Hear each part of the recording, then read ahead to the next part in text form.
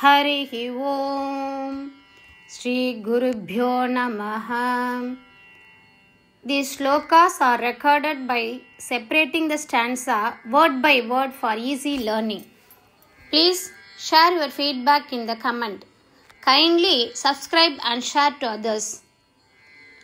Om Namo Bhagavate Vasudevaya. Om Namo Narayanaya. श्रीमन्नारायणीयं दशकं 29 श्लोका 5.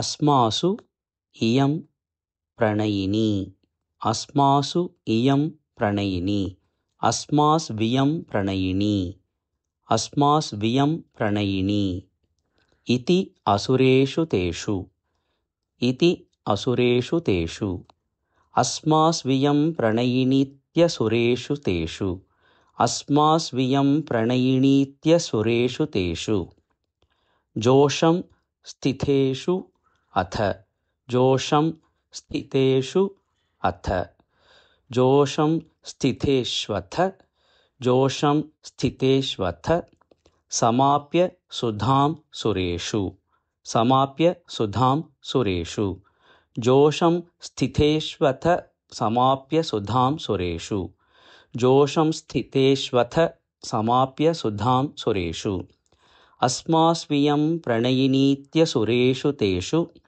जोषं स्थितेष्व समाप्य सुधां सुरेषु अस्मास्वियं प्रणयिनीत्यसुरेषु तेषु जोषं स्थितेष्वथ समाप्य सुधां सुरेषु त्वं भक्तलोकवशगः त्वं भक्तलोकवशगः निजरूपम् एत्य निजरूपमेत्य त्वं भक्तलोकवशगो निजरूपमेत्य त्वं भक्तलोकवशगो निजरूपमेत्य स्वर्भानु अर्धपरिपीत सुधं व्यलावीः स्वर्भानुम् अर्धपरिपीत सुधं व्यलावीः स्वर्भानुमर्धपरिपीतसुधं व्यलावीः स्वर्भानुमर्धपरिपीतसुधं व्यलावीः त्वं भक्तलोकवशगो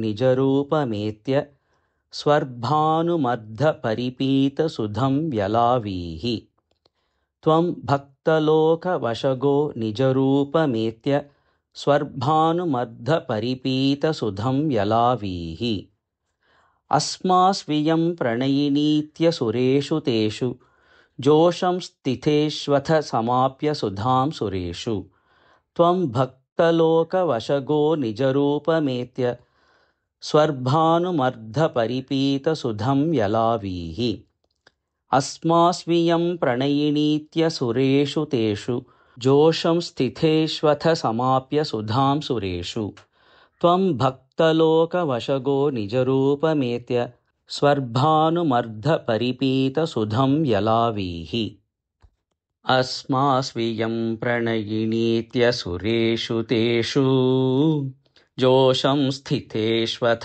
समाप्य सुधां सुरेषु त्वं भक्तलोकवशगो निजरूपमेत्य स्वर्भानुमर्धपरिपीतसुधं व्यलावीः अस्मास्वियं प्रणयिनीत्यसुरेषु तेषु जोषं स्थितेष्वथ समाप्य सुधां सुरेषु त्वं भक्तलोकवशगो निजरूपमेत्य स्वर्भानुमर्धपरिपीतसुधं व्यलावीः.